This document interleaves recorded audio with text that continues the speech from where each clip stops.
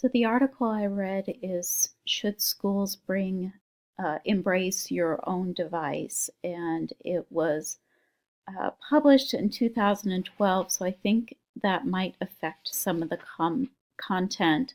It starts off talking about how we as teachers have told students not to bring their devices into classrooms, not to bring their phones, and then the article then goes on to talk about how when we go to a bring your own device mindset, we're now flipping it and saying, okay, now we want you to bring your devices in, which is the point of bring your own device. And I think they made a good point at saying it's not enough to just bring in technology and ask students to use it, and then it's using technology.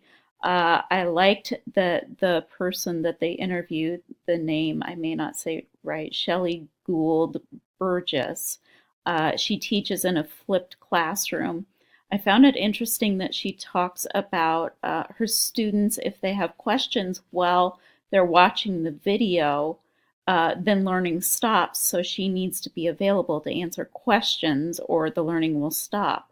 So if she's doing a flipped classroom, I wonder if she thought through, well, if students have questions while they're watching the lesson at home as a flipped lesson, are they able to continue with the lesson if they have a question because they can't answer it by her own admittance?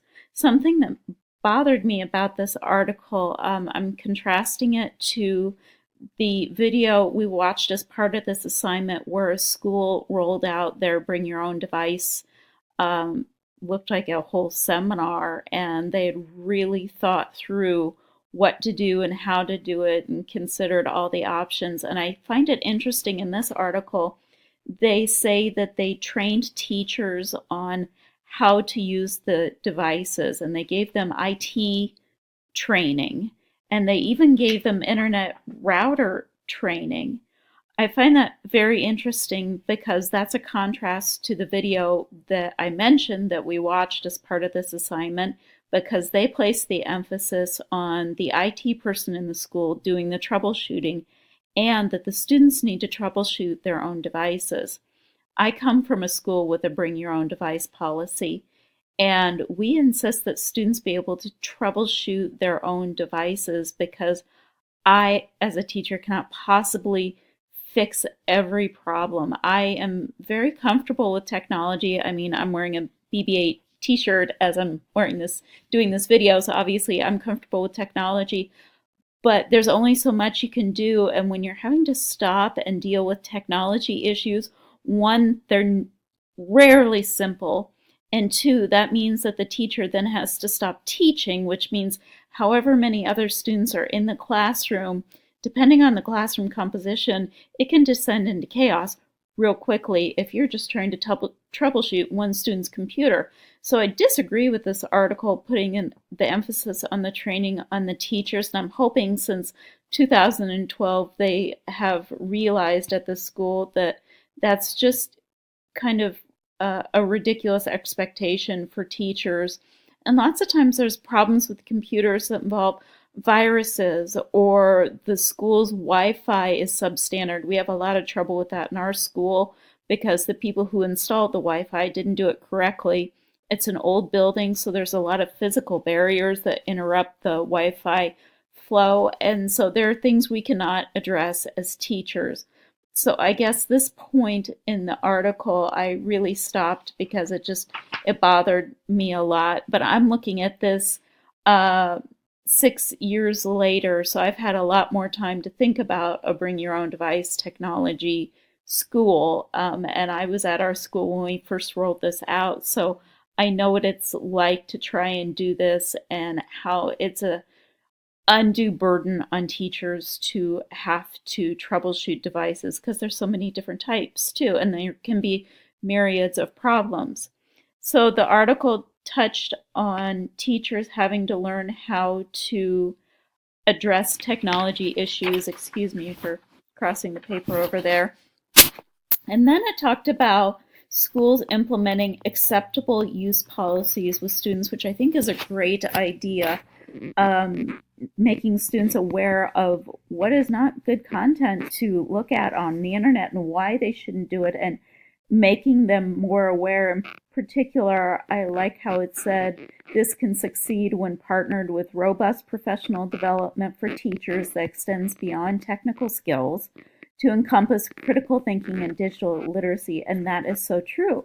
But I find it very interesting that there's no mention in here of firewalls. Our school has some very strict firewalls, and our IT person spends a lot of time blocking websites and monitoring student usage of different things that they can get into trouble with on the computer. I think it has to be a two-pronged approach. You need to approach the students with what is their responsibility, what are their rights, and what should they be letting into their eyes and their ears and into their hearts. And then I think you need to talk about the importance of a good IT person who keeps an eye on computers and laptops and all those things being used in school, and monitors the websites that students are getting onto, so that he can have conversations with them if need be, or talk to the school counselor, or talk to the students and the parents. There's a lot to be said for good firewalls and good blocking, and that is not mentioned in this article at all. So I don't know if it's because it was from 2012, they weren't thinking about that yet. I was teaching in a computer lab in 2012 in an elementary school, kindergarten through sixth grade, and I know we were dealing with it then. Perhaps this school had not thought that far ahead, or what the deal was, but they were putting the burden on the students to make all the right decisions so this technology works out. And we have to remember that they're still students and they're still learning, so they're going to make bad decisions. Adults make bad decisions with technology. We cannot expect that students are suddenly going to make all the right decisions. We have to give them tools like training on what is appropriate and what is not. But then we need to have a good IT person in the background. So that is my summary of this article, and I think it was more of a critique. I'd be interested in knowing if this school has made progress since this article was written, or if they have not. Okay.